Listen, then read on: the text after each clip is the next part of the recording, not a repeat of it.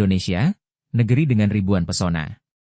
Dari Sabang sampai Merauke, setiap daerah menyimpan keindahan, budaya, dan potensi yang luar biasa kini. Seluruh informasi pariwisata tersebut disatukan dalam satu sistem terpadu, Direktori Pariwisata Indonesia yang terus diperbarui. Melalui proses updating menyeluruh, direktori ini dikembangkan untuk menghadirkan data yang akurat, terintegrasi, dan mudah diakses dari destinasi wisata, akomodasi, kuliner, hingga pelaku ekonomi kreatif, semuanya diperbarui agar dapat mendukung promosi pariwisata yang lebih efektif dan tepat sasaran. Dengan dukungan teknologi digital, direktori menjadi pusat informasi yang transparan, terkini, dan terintegrasi, memastikan setiap potensi daerah dapat dikenal luas dan diakses oleh semua pihak.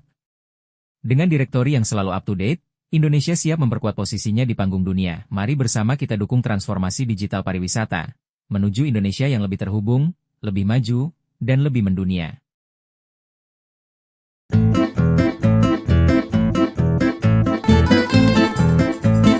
Mengapa updating direktori ini sangat penting?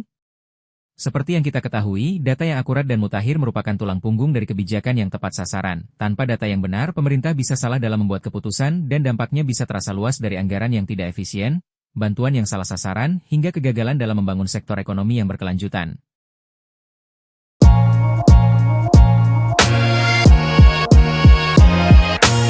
Secara umum, ada 3 tujuan utama. Memperbarui informasi usaha yang ada di direktori, termasuk yang berada di sektor pariwisata, Infokom, dan BUMD.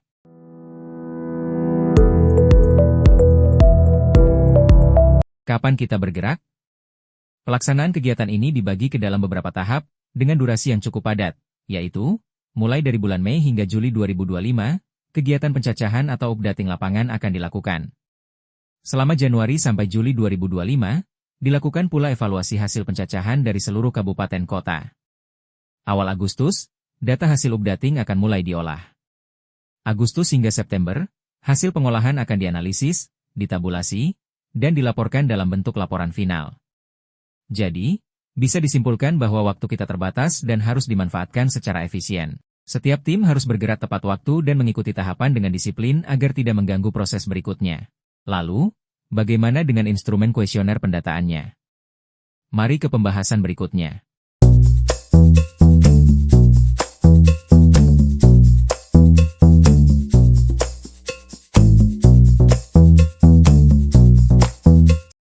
Kuesioner UPD 2025 Katip dirancang secara ringkas tapi komprehensif. Strukturnya dibagi menjadi 3 blok utama, yaitu, Blok 1 Keterangan Usaha, Blok 2 Catatan, Blok 3 Keterangan Pencacah dan Responden. Blok 1 Keterangan Usaha. Ini adalah bagian utama dari kuesioner, tempat di mana mayoritas data usaha dikumpulkan. Rincian 1. Lokasi usaha. Provinsi dan kabupaten kota, sudah terisi otomatis dari sistem. Kecamatan dan kelurahan desa, petugas memilih sesuai lokasi usaha saat dikunjungi. Nomor induk berusaha, NIB harus diisi lengkap 13 digit jika tersedia. Ini penting sebagai identitas usaha yang sah secara hukum. Catatan, kolom lokasi bersifat wajib diisi karena akan digunakan untuk pemetaan usaha. Rincian 2. Nama usaha. Nama komersial, nama yang digunakan di papan nama atau yang dikenal oleh pelanggan. Nama perusahaan atau usaha, jika berbeda dengan nama komersial, maka dituliskan keduanya. Pastikan nama sesuai dengan kondisi di lapangan. Bila tidak ada papan nama, klarifikasi langsung dengan pemilik atau pengelola. Rincian 3. Kegiatan utama. Isikan kegiatan utama yang dilakukan oleh usaha atau perusahaan. Harus ditulis dalam bentuk kata kerja o produk atau jasa. Contoh penulisan yang benar, menyediakan jasa penginapan, menjual makanan dan minuman. Hindari penulisan umum seperti usaha restoran atau hotel, karena tidak menjelaskan aktivitasnya secara jelas. Rincian 4. Alamat lengkap. Tuliskan secara lengkap, nama jalan, nomor, RT RW, dan kode pos. Jika usaha tidak memiliki alamat resmi, jelaskan lokasi dengan deskripsi yang bisa membantu petugas lain menemukan tempat tersebut.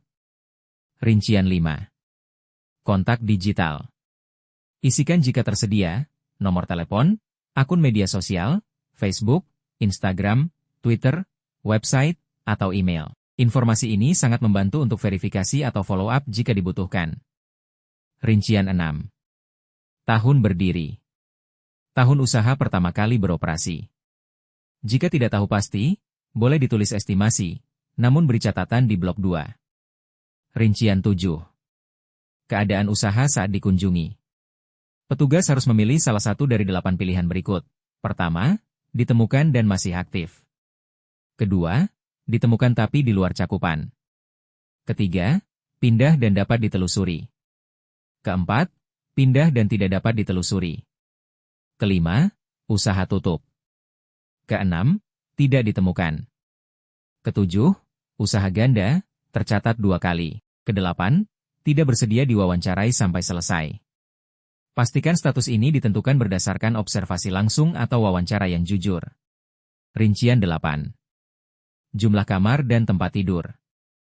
Hanya diisi jika jenis direktori adalah VHTL, usaha akomodasi, dan KBLI adalah 55, jumlah tempat tidur tidak boleh lebih sedikit dari jumlah kamar. Contoh, jika jumlah kamar 10, maka jumlah tempat tidur harus 10 atau lebih.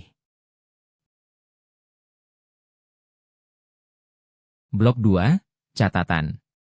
Bagian ini sering dianggap sepele, tapi justru sangat penting untuk pemeriksaan.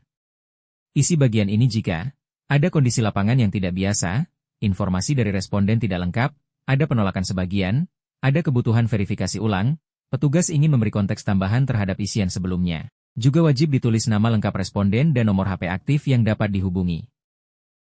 Pastikan, nama pencacah ditulis dengan lengkap dan benar, waktu wawancara dicatat, tanggal pengisian jelas, informasi responden, nama dan posisi di usaha, tercatat lengkap. Mari, kita perbarui data, dan perkuat pariwisata negeri. Terima kasih atas perhatiannya. Wassalamualaikum warahmatullahi wabarakatuh.